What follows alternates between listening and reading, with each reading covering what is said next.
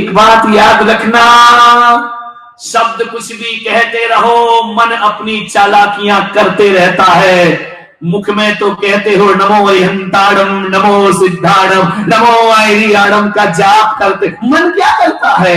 मन बाजार में जाता है, मन इधर देखता है, मन उधर देखता है। गड़बड़ी मुख से नहीं, गड़बड़ी तो मन से पैदा होती है। यदि मौन रहने से कोई सत्यवादी हो जाए तो पेड़ पौधों को उत्तम सत्य धर्म की प्राप्ति हो जाएगी, क्योंकि वो तो जीवन भर बोलते ही नहीं।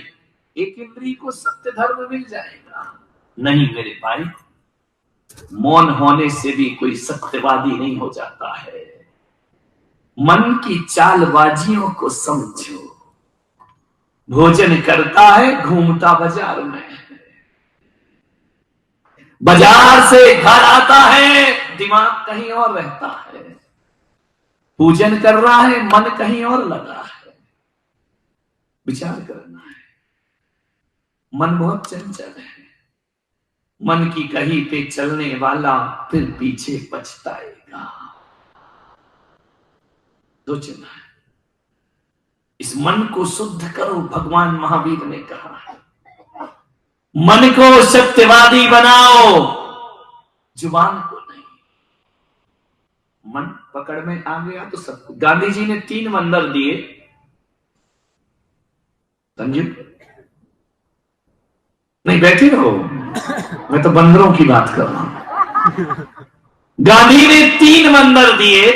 आपको मालूम है, बुरा मत बोलो, बुरा मत सुनो, बुरा मत देखो। गांधी जी भूल गए, थोड़ी सी भूल कर दी तो एक बंदर भूल गए। बुरा मत बोलो, बुरा मत सुनो, बुरा मत देखो। गांधी ने 3 बंदर दिए, मेरे महावीर ने 1 बंदर दिया। उन्होंने 3 नहीं दिए। महावीर का बंदर ऐसा अनूठा बंदर है जो हृदय में हाथ रखा है, ना मुंह पे, ना कान में, ना आंख में। गांधी के बंदर कहते हैं बुरा मत देखो, बुरा मत बोलो, बुरा मत सुनो। और मेरे महावीर का 1 बंदर कहता है बुरा मत सोचो। जो आदमी बुरा नहीं सोचेगा वो बुरा देख भी नहीं सकता है, वो बुरा बोल भी नहीं सकता है, वो बुरा सुन भी। जो बुरा सोचता है वही बुरा देखता है, जो बुरा सोचता है वही बुरा सुनता है, जो बुरा सोचता है वही बुरा बोलता है। बुरा मत सोचो। गांधी को 3 बंदर की जरूरत नहीं थी, मेरे महावीर का 1 ही बंदर काफी था। बुरा मत सोचिए। वो सोचने का काम ना मुंह का होता, ना आंख का, ना कान का। मुंह सोचने का काम तो मन का होता है, हृदय का होता है। अधिकतम सत्य धर्म ये वचन में नहीं आ रहा है, ये बोलने और सुनने की बात नहीं है। उत्तम सत्य धर्म का अर्थ होता है गलत मत सोचिए, झूठ मत सोचिए। आज मन पे अटैक करना है। अरे जुबान से सच बोलने वाला मन का झूठा हो सकता है। ध्यान, मन के झूठे लोग जुबान से सच बोल सकते हैं, कोई बहुत बड़ी बात नहीं है। चालबाजियां ये जीवन में चलती रहे। सोचना है, भगवान महावीर ने अपने मुनियों को कहा है बिना बोले चल जाए मत बोलो। वचन गुप्ती बोलो तो हितमित प्रिय बोलो, भाषा समिति। सत्य बोलो, सत्य महाव्रत। लेकिन एक बात समझ लेना बड़े ध्यान से, भगवान महावीर कहते हैं कि सत्य से भी बड़ी अहिंसा होती है। सत्य से बड़ा कुछ नहीं होता, लेकिन सत्य से भी बड़ी अहिंसा है।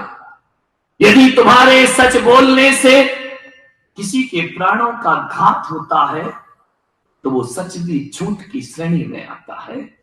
और महावीर कहते हैं यदि तुम्हारे झूठ बोलने से किसी के प्राणों की रक्षा होती है तो वो झूठ भी सत्य का दर्जा प्राप्त किया। बड़ा अनूठा धर्म है भगवान महावीर का। विचार करना है, एक आदमी बैठा है जंगल में, सत्यव्रत को लेकर बैठा है। एक गाय निकली वहां से, पूरब की तरफ जा रही है भागते हुए। कसाई पीछे से आया, पूछा बाबा जी यहां गाय जाती देखी? संत समझ गए ये कसाई है, ये उसकी हत्या करेगा। संत ने कहा इधर नहीं, गाय इधर की तरफ गई है। वह लौट गया कसाई, गाय सुरक्षित पहुंच गई। पूछा कि संत झूठ बोलते हैं?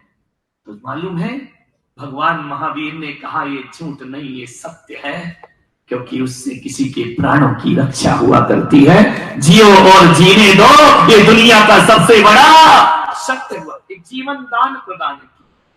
कभी कभी ऐसा जीवन में क्षण आ जाते हैं कि संत को आप तो झूठ बोल सकते हैं, हमारे लिए झूठ बोलना मना है। एक स्थिति घट गई, एक व्यक्ति ने सोचा कि जैन संत कभी झूठ नहीं बोलते, जैन संत कभी हिंसा नहीं करते। तो एक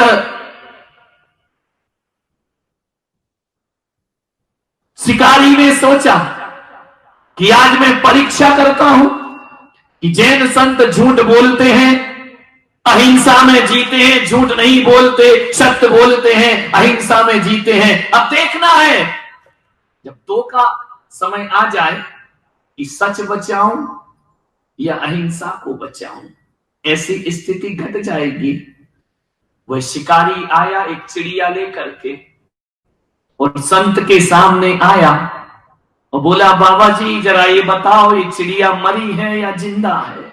गर्दन उसके हाथ में थी। संत ने सोचा परीक्षा की घड़ी है, यदि मैं कहूंगा कि चिड़िया जिंदा है तो उसका गला दबा देगा, कहेगा ये मर गई, कहां है जिंदा? और यदि मैं कहूं कि चिड़िया मर गई तो ये उड़ा देगा कि कहां मरी है। यदि कहता हूं जीवित है तो हिंसा होगी, और कहता हूं मर गई तो सत्य छिन जाएगा मेरे हाथ से। क्या करता वो संत? उसने देखा कि मैं बोलूं तो क्या बोलूं। शिकारी ने कहा बोलो बाबा जी ये मरी है या जिंदा है? संत दोराहे पर खड़े हो गए, अनिर्णय की स्थिति। उन्होंने भगवान महावीर का अनेकांत का सिद्धांत अपने जीवन में उतारा, त्यागवाद का सिद्धांत उतारा। संत ने कहा ए शिकारी क्या बोलूं? बोले बताओ ये जीवित है या मर गई है या मरी है? संत ने कहा मैं तो इतना ही कह सकता हूं इसकी जिंदगी तेरे हाथ में है, तू चाहे तो मार दे और तू चाहे तो उसे उड़ा दे, इसमें मैं कोई निर्णय नहीं। ये जीवित भी है और मरी भी है, मगर इसकी जिंदगी तेरे हाथ में हुआ करती है। एक संत ने सत्य की भी रक्षा कर ली और अहिंसा की भी रक्षा।